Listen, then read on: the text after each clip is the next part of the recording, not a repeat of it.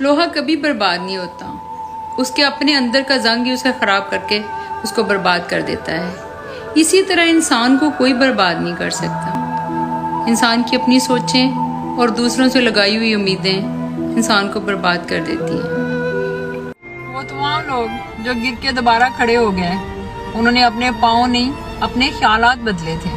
तमीज और ज़मीर जिसके पास है उस जैसा कोई इंसान नहीं। जुबान का वजन बहुत हल्का होता है, लेकिन बहुत कम ही लोग इसे संभाल पाते हैं। जब किसी से एतबार ही उठ जाए तो अगला बंदा कसम खाए या जहर, कोई फर्क नहीं पड़ता। हजरत अली अलैहिस्सलाम का कौल है कि रिज़्क के पीछे अपना ईमान खराब मत करो, क्योंकि रिज़्क आपको ऐसे तलाश करता है जैसे मरने वाले को मौत। अगर हमसे कोई गलती हो जाए तो इब्लीस की तरह दिलेर नहीं बन जाना चाहिए, बल्कि माफी मांग लेनी चाहिए, क्योंकि हम इब्ने आदम हैं, इब्ने इब्लीस नहीं। ये कैसे हो सकता है कि आप उड़ो तो चिड़ियों के साथ और ख्वाब देखो औकाब बनने के।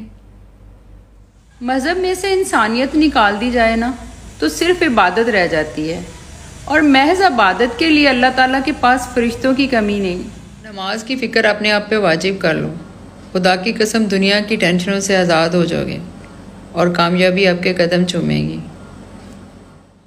कोशिश करें जिन चीज़ों के लिए आप खुद तरसे हैं उन चीज़ों पे कोई दूसरा आपकी वजह से ना तरसे, वो चाहे रिश्ते हों, खुशियाँ हों या सुकून हो।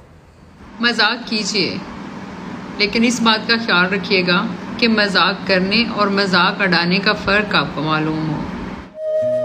जीतने का मज़ा तभी आता है जब सारी दुनिया आपके हारने का इंतज़ार कर रही हो और आपका रब आपको कामयाब कर दे। बेहतरीन इंसान अमल से पहचाना जाता है, वरना अच्छी बातें तो दीवारों पे भी लिखी होती हैं।